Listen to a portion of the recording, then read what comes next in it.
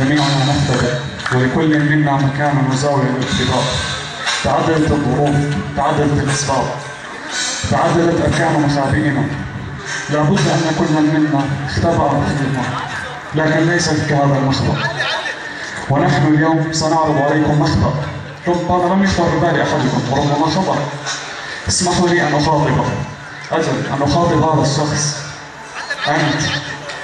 أنت أيها المختبئ، لماذا؟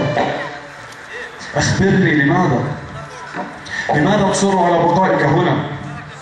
لماذا تجعل من نفسك أسيرا لهذا الشر المستطير؟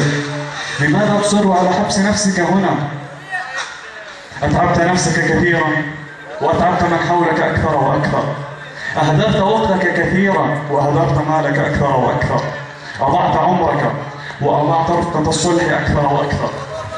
أنا لا أعاتبك ولا أقسو عليك، أنا أحبك وأريدك بجانبي وبجانب كل من يخاف عليك. نريد أن نرى عودة دمك القاني، جمال ونقاء ورقة نبضات قلبك الصافي.